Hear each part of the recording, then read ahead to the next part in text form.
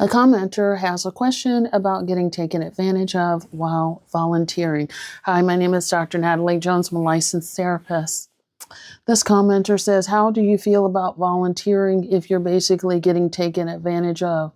I feel like this was going to help my career advancement, but now I feel like I'm coming up against so many barriers that I feel like I'm fighting with a boss, but I'm unpaid. This can't be good for my career, and this organization isn't helping anyone. Me and another past intern as well are the only person that's helped anybody.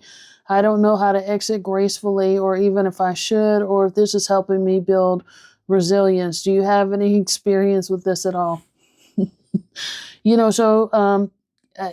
I kind of chuckle because if any of my colleagues were watching, or if they are watching, which I know they probably are, they probably got some stories for days about Dr. Jones. So I'm not sure if it's volunteering or if you're an intern. Internship is a little bit different. However, it might not feel different because you might not be getting paid. So just a disclaimer, advice offered on TikTok is not therapy, and everybody's situation is different. How I feel about it is if you're getting taken advantage of, you're being harmed, manipulated in any way. If it's volunteering, you can walk away at any time. You could help your career in other ways through mentorship, coaching, taking courses, or frankly, finding someone else to shadow or mentor you or what have you. So I feel like if it's that sort of thing, you can always get out of it. But if you're like an intern and like your school, like with me, my school helped to arrange internships and things like that, that's a little bit different. But whenever you're getting taken advantage of, you can always do that. I would always encourage to have a discussion with the person that you're working under first and foremost as a general courtesy. Write down your thoughts, sort of spell it out, be very frank and upfront with them and tell them what your concerns are and see if they can rectify it. If they can't, won't, or don't rectify, then you can go back to what I mentioned previously. You need to consider whether or not, if it's not something that you have to have, or there's other places that you can go, then, move along. Sometimes people, in my experience, sometimes people will, there are certain organizations that may do things a little bit unethical or may treat you a certain way because they look at you as free labor and you're placed here. And so they may do things that they're not necessarily supposed to do, or they don't necessarily care about your comfort level. You're just here to do the work, do your job, and then go, and be happy. Do it with a smile. And sometimes that can work if it doesn't harm your personal safety. And so I would say your personal safety is your mental, emotional, and physical health, or even financial health, possibly even.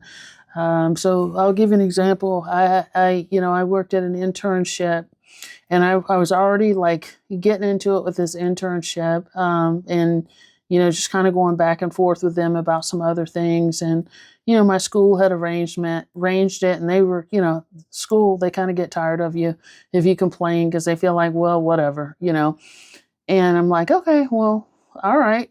So I had already I was already kind of up to here with some of the things that were going on. And so one day I was there, and people with bed bug bites showed up at my internship, and my internship was like, okay, well, let's go ahead and work with them and have them in here. And I was fresh on the heels of having an apartment with mold and like moving and like getting a new space. And I'm like, no, I don't feel comfortable with that. I don't feel comfortable like, working with anybody that has this kind of stuff going on. I told my manager that. He's like, well, you're going to have to get over yourself. So, you know what? I got up out of my chair and I said, you know what? I'm done with this place. I'm going to make some calls and I'm done. I'm not risking that. You guys aren't hearing me. You guys are taking me as a joke. So I got up and I walked right up out of there. And and people were just like floored. And I'm like, I'm not doing that. I don't care. Like, I understand, like, I get it, but I'm not doing it because I don't know what's going on. That's freaking me out. And I'm also a type of person that, like, and not to be rude or anything to anybody. I'm also the type of person that if, like, people are covered in, like, bites and they're scratching and things, I get somatic and then I start, like, scratching and stuff like that, even though it's not there.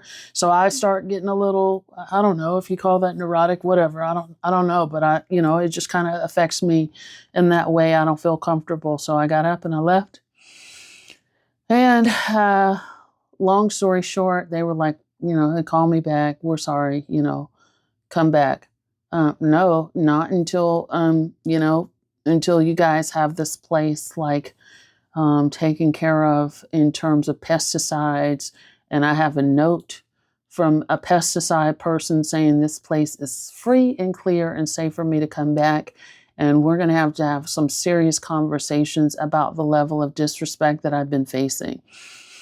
So they did all that. I came back and we had a conversation and I'm just like, don't ever put me in a position like that ever again. And I meant it. Like, I don't ever want to be put in a position where, like, my personal safety and personal comfort is, like,